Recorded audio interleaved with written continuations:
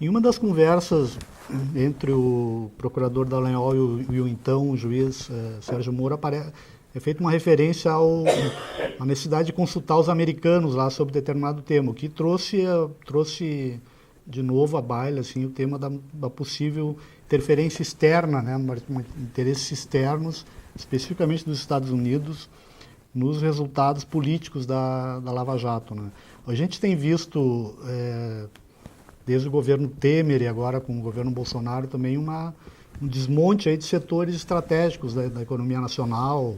Tivemos agora, mais recentemente, a venda da Embraer para a Boeing, o desmonte do polo naval, negociação envolvendo a base de Alcântara agora com os Estados Unidos. Como é que o senhor vê essa possível articulação entre essa operação que foi posta em curso e digamos, uma articulação internacional para retirar o Brasil da posição que ele na qual ele vinha ocupando até então nos últimos anos? Hoje eu tenho mais clareza, porque durante muito tempo na minha vida eu disse que não era adepto da teoria da conspiração, embora ela pudesse existir. Hoje, por tudo que eu tenho acompanhado pela imprensa nacional, pela imprensa estrangeira, pelas informações que eu recebo, pela pressa do pagamento da Petrobras aos acionistas americanos em detrimento dos acionistas brasileiros, pelos interesses que o pré-sal despertou aos Estados Unidos e ao mundo, desde que nós descobrimos, é importante lembrar que quando nós descobrimos o pré-sal, os americanos retomaram o funcionamento da quarta frota que tinha sido desativada depois da Segunda Guerra Mundial. É importante lembrar que foi roubado os segredos da Petrobras de um container, sabe, e que até hoje não apareceu. Quem pagou o pato foram os coitados dos vigias da Petrobras. Então, hoje eu estou certo de que há interesse do Departamento de Justiça nos Estados Unidos em ajudar a desmontar esse país. Ou seja, não é possível a gente acreditar, sabe, que tudo aconteceu a partir do nada. Eu estou convencido que o pré-sal está, sabe, no meio disso. Estou convencido que os americanos nunca aceitaram a ideia da lei da partilha que nós fizemos para que o petróleo fosse nosso, nunca aceitaram a ideia de que o povo brasileiro voltasse a ser dono do petróleo, nunca aceitaram a ideia de que a Petrobras tivesse 30%, sabe, de tudo, nunca aceitaram a ideia de a gente criar um fundo social para garantir ao povo brasileiro o direito a ter acesso à ciência e tecnologia, à educação, à saúde. Então, temaram até, sabe, começar a desmontar a grande Petrobras, que é uma empresa patrimônio desse país, motivo de orgulho desse país. Em nome de combater a corrupção, destruir as empresas de engenharia brasileira, e certamente quem vai entrar no lugar delas não são nenhuma empresa da Guatemala, da Nicarágua, de El Salvador, da Bolívia. Certamente serão empresas ou americanas ou de outros países do mundo. Eu lembro, quando eu era presidente, quantas vezes os governantes queriam adentrar ao Brasil para competir com as nossas empresas. E, ao mesmo tempo, você fica assistindo uma política de governo que tem como objetivo não produzir nada novo, mas vender o que tem. Nesse momento, levantamento sendo feito sobre todas as empresas públicas, sobre todos os terrenos da União. Se o Exército Brasileiro não tomar cuidado, até os terrenos que eles fazem treinamento será vendido. Se depender do colo do Bolsonaro e dos filhos dele, o Exército vai treinar em videogame, sabe? Porque a ideia é vender tudo. A ideia é vender tudo. Já que eu não posso produzir, vou vender. É a única razão que se explica o Guedes na Fazenda. É a única razão, sabe? E nós estamos vendo o que está acontecendo no Brasil, um desmonte generalizado, sem perspectiva de geração de emprego, sem perspectiva de aumento de renda, sem perspectiva de manter a seguridade social, dando ao trabalhador brasileiro a tranquilidade na velhice. Então, é o Brasil voltando ao século XVIII. É o Brasil voltando a ser colônia. aqui, embora você não tenha a monarquia portuguesa mandando, você tem o imperador Trump dando ordens, sabe? E o nosso presidente batendo continência. Então isso me assusta. O que aconteceu com a Boeing não me agradou, porque comprar a Embraer é uma empresa, sabe, muito respeitada no mundo, era uma empresa que tinha disputava com a empresa com a Bombardier, a terceira empresa de avião do mundo, ou seja, nós éramos altamente competitivos em aviões de porte médio e aviões de executivos. De repente você inventa de vender, para quê? Porque a Boeing tinha comprado a empresa francesa tinha comprado a Bombardier, então a Boeing teve que comprar a Embraer já para se equiparar, e nós ficamos sem uma empresa de engenharia, sabe, do porte da Embraer. É lamentável, é lamentável. Daqui a pouco nem o caça vai ser mais brasileiro, o caça, o C-90, que estava sendo produzido pela Embraer. Então é lamentável, porque isso significa que você está abrindo mão da soberania de um país. A soberania de um país é uma coisa sagrada, que nenhum país abre mão. Os americanos não abrem mão da sua soberania, a Rússia não abre mão, a China não abre mão, mas o Brasil está abrindo. Abrindo mão da soberania significa abrir mão do controle das suas fronteiras, significa abrir mão do controle da ciência e tecnologia, significa abrir mão do controle das nossas florestas, da nossa fauna, da nossa biodiversidade, da nossa água, das nossas riquezas, sabe, no solo e no subsolo. Significa você abrir mão, inclusive, da proteção de uma nação de 210 milhões de habitantes. Abrir mão da soberania é isso, e é o que está acontecendo com o Brasil. Agora mesmo, você deve estar acompanhando, houve um acordo,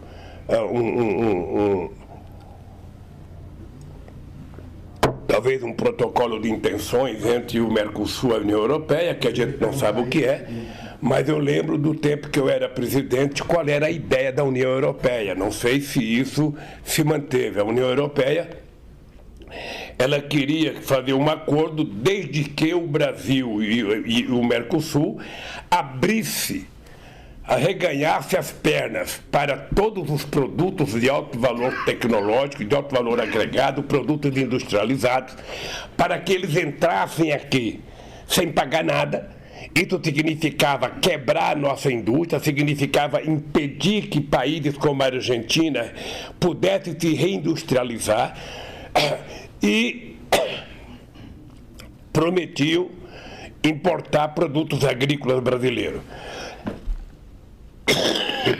Peguei uma gripe essa semana, eu também estou na mesma situação. Bem, então o que acontece? A gente não sabe, eu não conheço o acordo, não sei o que está escrito lá, mas veja, não é fácil. A gente não tem muito o que exportar para lá. E o que a gente tem para exportar não será fácil os franceses aceitarem. Não pense que os franceses vão aceitar comprar frango do Brasil, comprar porco do Brasil. Eles não aceitam nem comprar óleo industrializado brasileiro, querem comprar soja in natura, e também não são os maiores compradores. Então é preciso olhar, sabe, nessa coisa desse acordo, entre perdas e ganhos, a gente vê o que a gente ganha e o que a gente perde. A impressão que eu tenho é que a União Europeia está tirando proveito de um momento de fragilidade eleitoral do presidente da Argentina, porque o Macri está numa situação difícil eleitoralmente, e quem sabe a venda ufanista de um possível acordo que ninguém sabe, que ainda vai ser discutido no parlamento de cada país, possa facilitar a sua eleição. Como nos Estados Unidos, ou seja, a visita do Trump ao presidente da Coreia do Norte é uma propaganda eminentemente eleitoral. Ele não tinha o que fazer lá. Ele foi tirar foto para a campanha de 2020, que já começou, como a guerra do Iraque serviu para o Bush. Então, eu fico realmente preocupado com o momento que a gente está vivendo no Brasil. Há muitas incertezas, há muitas dúvidas do que vai acontecer com a sociedade brasileira, porque as pessoas não falam em emprego, as pessoas não falam em aumento de salário, as pessoas não falam em bem-estar social, as pessoas não falam em coisas que diz respeito ao povo brasileiro, né? você teve de cara o desmonte da legislação trabalhista, ou seja, voltamos a ter a relação direta entre o trabalhador e o empregado, que é uma espécie de relação leonina.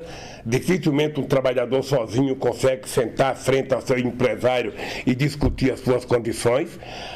Desmontou-se aquilo que foi uma conquista, sabe, ainda da era Getúlio Vargas, do movimento sindical brasileiro. Agora desmonta a Previdência Social, inventando a tal da capitalização para que o cidadão, por conta própria, sem participação do empresariado, sem participação do Estado, sabe, mantenha a sua aposentadoria. Com o trabalho intermitente, não se sabe quanto tempo esse trabalhador vai levar para poder adquirir o direito de se aposentar. Então, eu acho que nós estamos retrocedendo. Eu, quando estava na presidência, eu dizia para os dirigentes sindicais e para os dirigentes políticos europeus que a diferença entre nós e eles é que eles tinham conquistado o estado de bem-estar social depois da Segunda Guerra Mundial. E eles estavam lutando, sabe? Enquanto a gente lutava para tentar chegar ao padrão salarial, ao padrão de saúde, ao padrão educacional, ao padrão da qualidade de moradia e de transporte que eles tinham alcançado nos anos 60, nos anos 70, nos anos 80, enquanto a gente brigava para tentar chegar lá, eles estavam começando a perder. E hoje o que nós estamos assistindo? Nesses últimos 30 anos houve uma concentração de riqueza na mão, sabe, dos mais ricos lá. Houve uma perda de poder aquisitivo do povo trabalhador, e aqui no Brasil, não só nós não chegamos lá, como já começamos a perder. O salário cai, a renda cai, e o povo está vivendo pior, comendo pior, morando pior, e com menos perspectiva. Então, eu acho que é difícil uma nação sobreviver se ela não tiver esperança, se ela não acreditar, e esse governo efetivamente não passa esperança para ninguém. É muito difícil você imaginar, sabe, que o povo trabalhador possa ter algum sonho nesse governo Bolsonaro. Nesse tema ainda, chama atenção, o senhor fez uma referência ali antes, que o Exército deveria tomar cuidado com o que está acontecendo, senão vai ter que treinar com um videogame. Chama atenção o posicionamento dos militares brasileiros a favor desse processo de entrega aí de setores estratégicos da economia nacional. A gente lembrar que mesmo no período da ditadura, né, os militares tiveram políticas mesmo de enfrentamento com o interesse dos Estados Unidos, como foi o acordo militar com a Alemanha, tinha uma política externa de alinhamento com países africanos recém-independizados. Houve uma mudança, digamos, drástica, qualitativa no posicionamento dos militares em relação a um projeto de nação, na sua opinião? Uma das coisas que o mundo inteiro respeitava o Brasil era pelo fato de, durante o golpe militar brasileiro, os militares não terem desmontado a indústria brasileira. Pelo contrário, fortaleceram alguns setores da industrialização brasileira. Criaram, por exemplo, programas importantes como o do etanol, em função da crise do petróleo. Bem, o que nós estamos vendo agora, não sei se é uma posição do conjunto das Forças Armadas, do Estado-Maior, mas pelo menos de alguns militares que falam pelo governo Bolsonaro, é de total desinteresse pela soberania nacional e de total, sabe, disposição de vender tudo. Ou seja, eu até disse outro dia numa entrevista que, sabe, um militar que não defenda a soberania nacional, que não é um nacionalista, ele nem deveria chegar a general, porque a obrigação das Forças Armadas é de proteger os interesses do país, é de proteger o povo contra inimigos externos. Ora, e a entrada totalmente desregulamentada do capital para explorar as riquezas brasileiras na verdade, você abrir mão da sua soberania. Eu acho que isso é muito delicado e acho engraçado porque, embora o Bolsonaro bata continência para o Trump, ele vem na contramão do Trump, né? O Trump é um direitista que utilizou como discurso o fortalecimento do Estado Nacional. sabe? Resolveu comprar a briga com a China, dizendo que era preciso gerar emprego nos Estados Unidos. O Bolsonaro faz exatamente ao contrário, ou seja, ele está desmontando o Brasil, desmontando a possibilidade de gerar emprego nesse país, a troco não sei do que. Eu não consigo entender, Marcos, a obsessão desta reforma para juntar 1 trilhão. O que eles querem fazer com 1 trilhão? Reforma da Previdência, no caso. Tirar 1 trilhão dos pobres para fazer a reforma da Previdência, para dar esse trilhão para quem? Ora, porque não é para o pobre, que o pobre vai começar a pagar sua própria aposentadoria. Então, essa obsessão é que me deixa perplexo, porque um governo, para discutir uma reforma na Previdência, ele discute no momento em que a economia está razoável. Sabe, discute no momento em que a economia está crescendo, que você está gerando emprego. Por que até 2014 a Previdência era superavitária?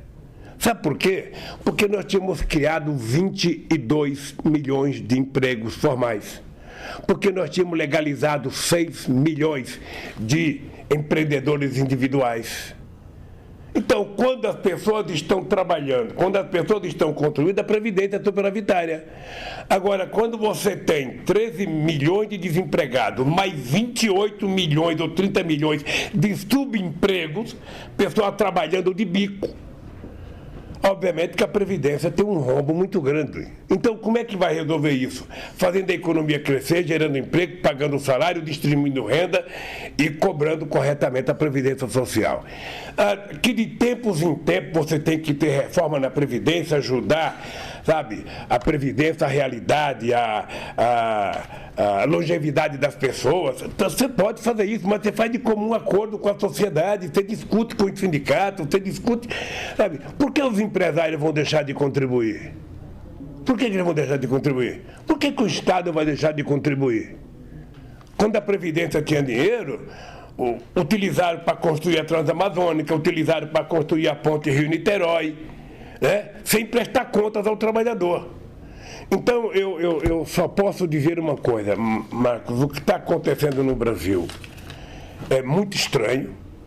Acho que não é apenas o Brasil que está passando por uma metamorfose, sabe, doentia, gente de extrema direita, gente sem nenhum bom senso, gente com muito ódio, sabe? E a questão social não aparece em lugar nenhum. Não existe nenhum compromisso com a questão social, com a melhora de vida do povo, com a construção de casa para o povo, com a melhoria da saúde. Você veja, os médicos cubanos foram embora, sabe, dizendo que eles iam colocar médicos. Já fazem 6 meses que estão governando e tem muita cidade nesse país que não tem um médico. Então, a sociedade brasileira tem que acordar. Tem que acordar porque o Brasil, sabe, tem que ser tratado como uma propriedade de 210 milhões de habitantes e todo mundo tem o direito de viver dignamente nesse país.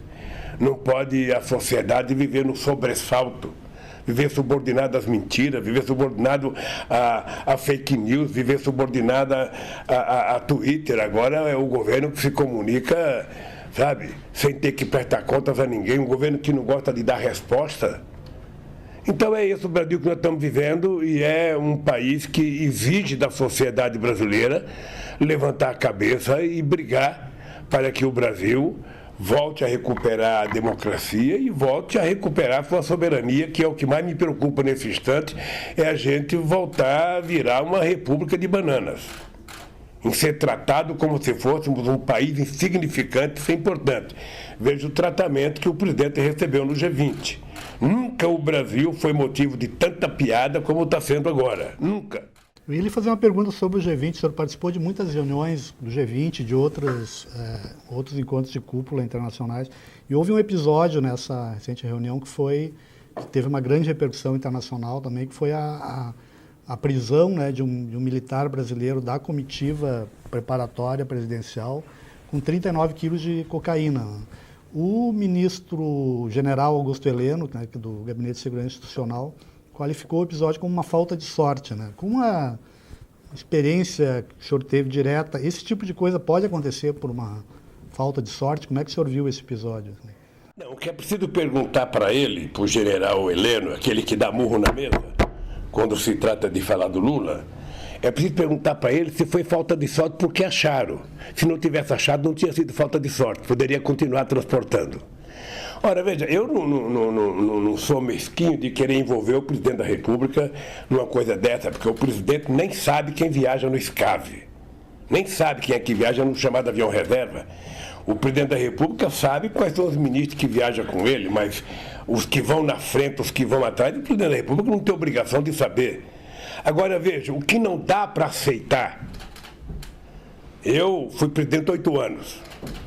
A base aérea brasileira é controlada lá onde o avião presidencial funciona, seja em Brasília, seja na base aérea aqui no aeroporto de Congonhas, seja em Cumbica, seja no Rio de Janeiro.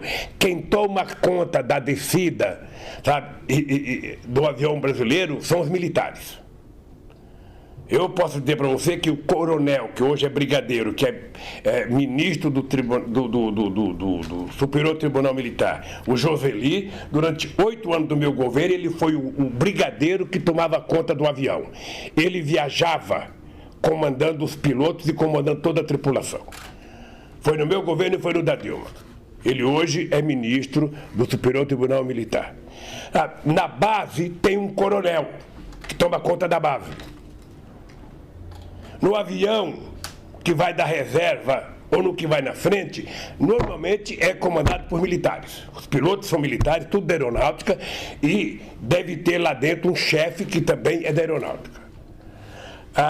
As malas para entrar no avião presidencial, você tem 2 salas. Você tem uma sala cerimonial, que é a sala onde entra o presidente da República, que normalmente aquela sala só entra o presidente da República e a sua mulher. E, obviamente, que o ajudante de ordem que te acompanha. E tem uma sala do lado que todos os ministros e todas as outras pessoas que viajam no avião, sabe, chegam antes do presidente, vão para aquela sala e a mala dele já chegou 3, 4 horas antes. A mala dele já está embarcada. Então, é difícil saber como é que esse rapaz... sabe, não sei, é sargento, não sei, como é que esse sargento conseguiu entrar com a mala com 39 quilos de cocaína, sem que ninguém percebesse. Sabe, ele chegou por último, entrou com a mala na mão, colocou a mala lá dentro, quer dizer, não é possível.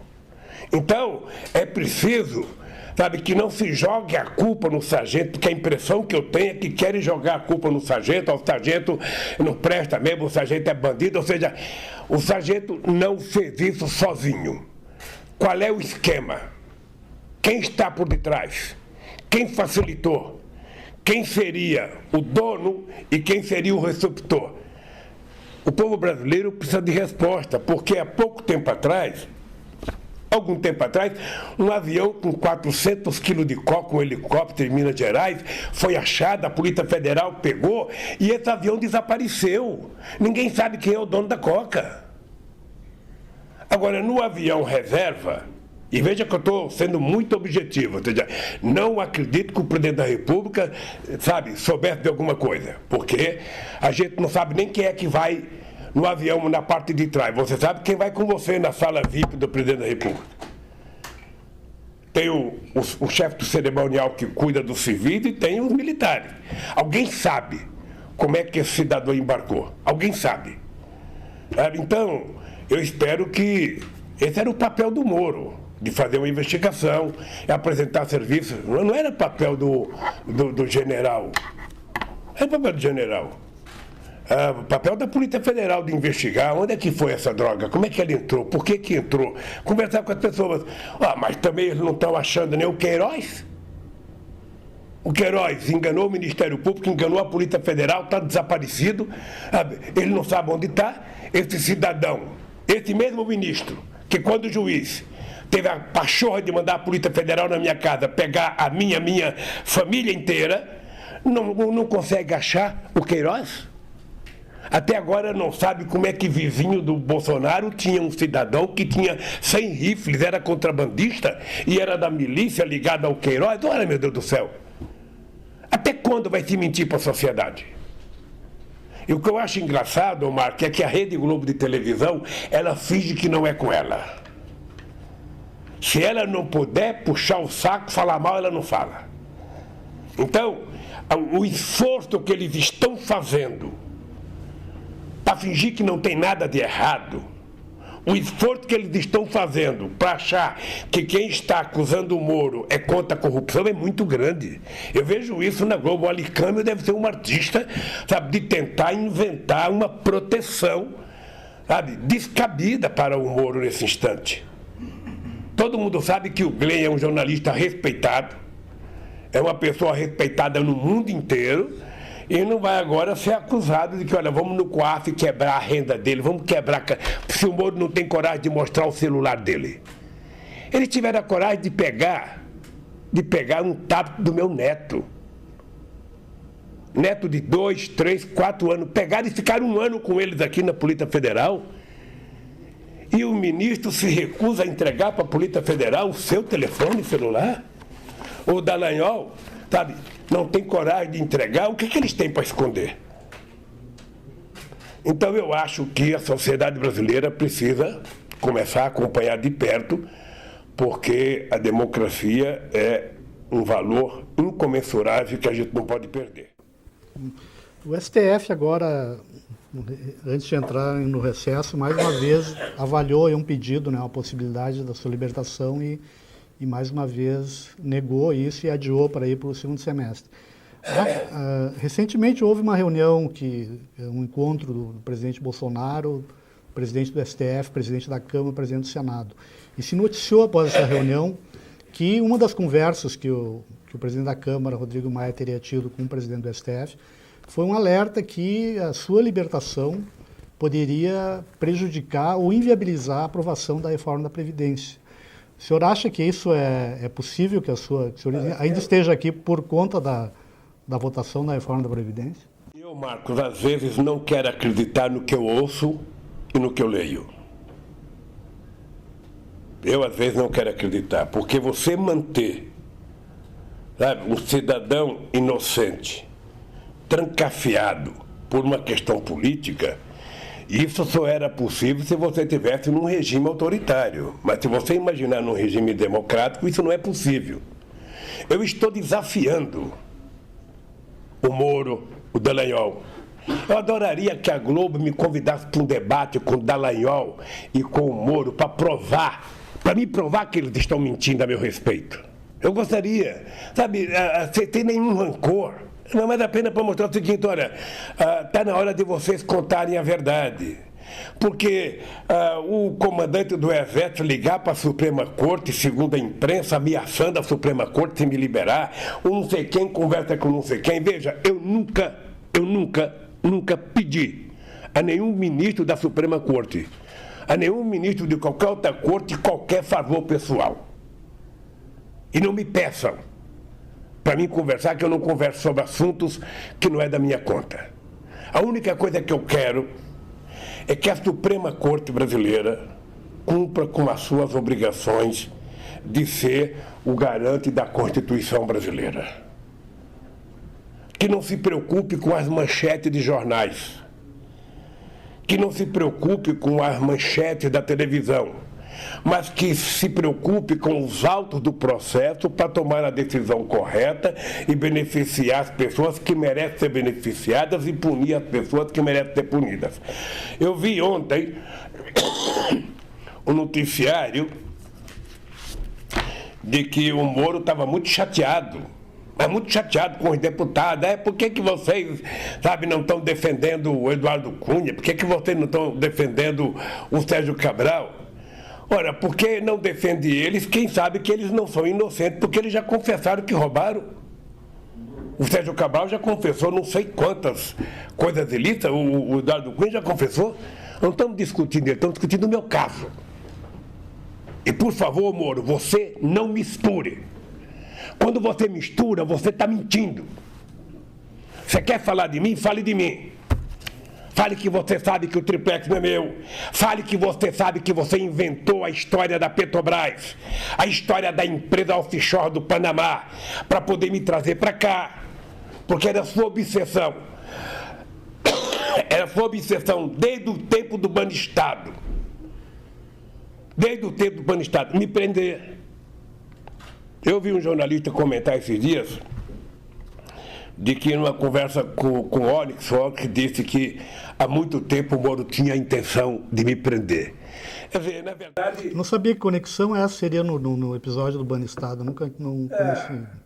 Olha, gente, a relação do Moro com o Rousseff é mais do que uma simples delação. Sabe? Então, eu acho que aquilo que foi feito de correto, de apuração, de prender, mantém, sabe, quem roubou tem que estar preso. Ponto pacífico. Agora, quem é inocente tem que estar solto. E delação falsificada, como essa do Palocci, como eu não sei quantas delações são verdadeiras. O que eu sei é que no começo desse projeto, muitos advogados e muitas pessoas diziam: Lula, olha, eu fui detido e a primeira coisa que perguntavam para mim era o seguinte: e o Lula? Você conhece o Lula? E o Lula? Você conhece o Lula? E o Lula? Então a obsessão era tentar chegar até o Lula. E construíram todas as mentiras possíveis e impossíveis para chegar. A Polícia Federal contava mentira no inquérito, o promotor contava mentira na acusação, o Moro aceitava a mentira, o TRF4 aceitava a mentira e a Globo transformava aquilo em verdade.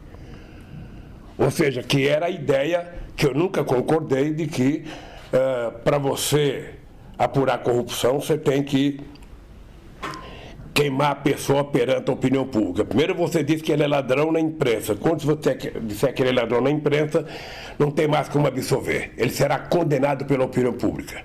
E a minha briga nesse momento, aos 73 anos de idade, com 50 anos de vida política, é provar que se pegar, eu já falei uma vez, eu vou repetir, se pegar o Moro, Dallagnol, TRF4 e todos aqueles que estão me condenando,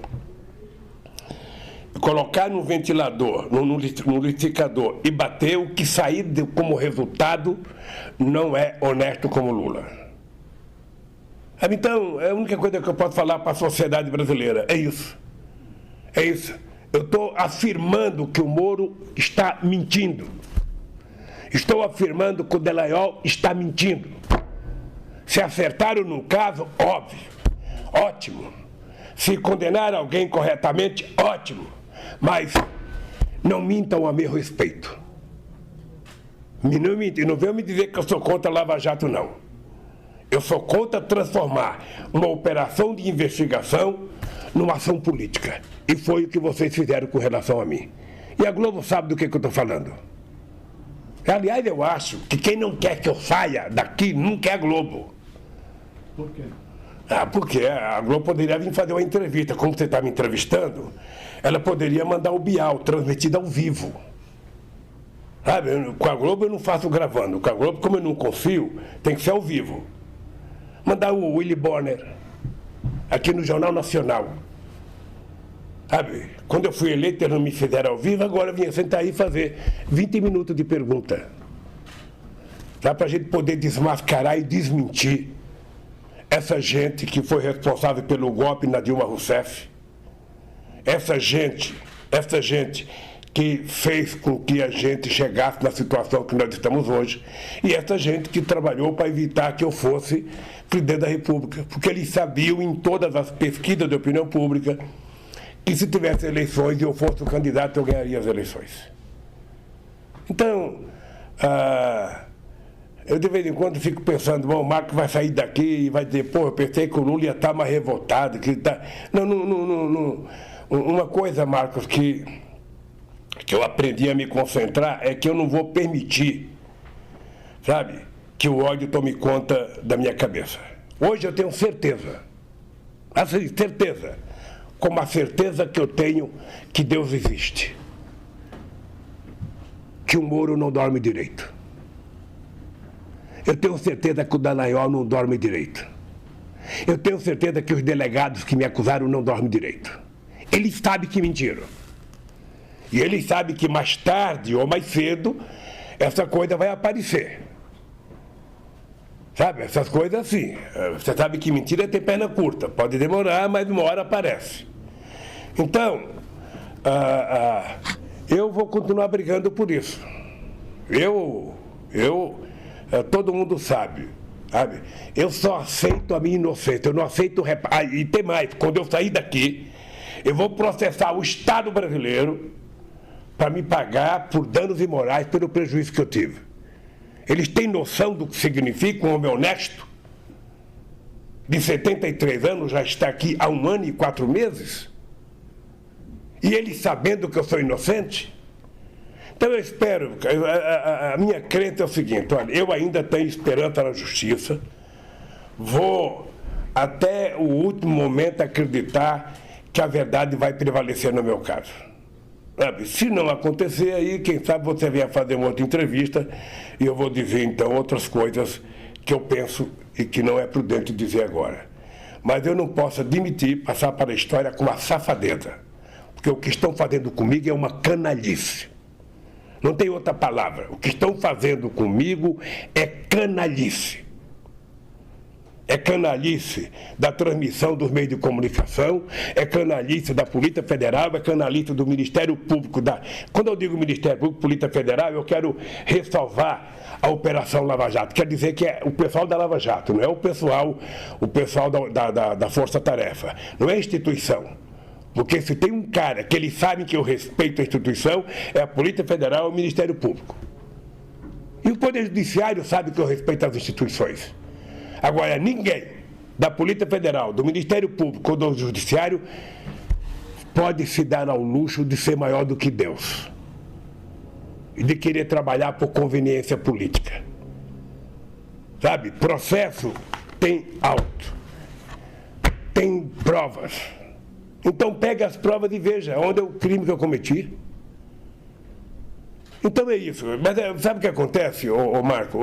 Eu fico falando do meu caso, mas eu estou aqui sabendo que o povo brasileiro está numa situação muito pior do que eu.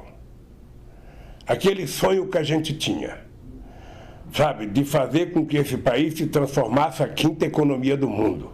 Chegamos perto.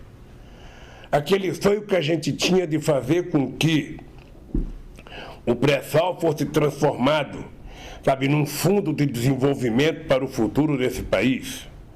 Aquele sonho que a gente tinha de transformar o país num país que investisse muito em ciência e tecnologia, num país que cuidasse do meio ambiente, num país que cuidasse das suas crianças, isso está sendo jogado fora.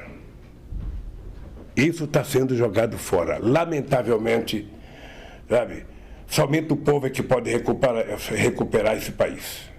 Somente o povo. E a imprensa ser honesta. Ninguém quer imprensa chapa branca. O que se quer é uma imprensa honesta. Dizer a verdade quando a verdade tem que ser dita. Se o Lula é culpado, diga que ele é culpado e prove. Se o Lula é inocente, diga que ele é inocente. É só isso que eu quero. E nesse instante eu acho que nós temos alguns problemas extraordinários a ser resolvidos. A questão da educação nesse país. Sabe? Porque a grosseria com que se trata a questão da educação no Brasil, a questão da saúde no Brasil, sabe, que se tirou os mais médicos e não conseguiu se preencher, sabe, porque é um governo que não pensa em ser humano, é um governo que acredita nas fantasias, não se fala mais nos problemas sociais do nosso povo, e nós estamos aí, sabe, vendo o PIB cada vez crescer menos, vendo o desemprego cada vez crescer menos, o emprego cada vez crescer menos, estamos vendo menos jovens entrando na universidade e o país virando motivo de gozação no exterior. É isso que nós estamos vendo nesse instante no Brasil.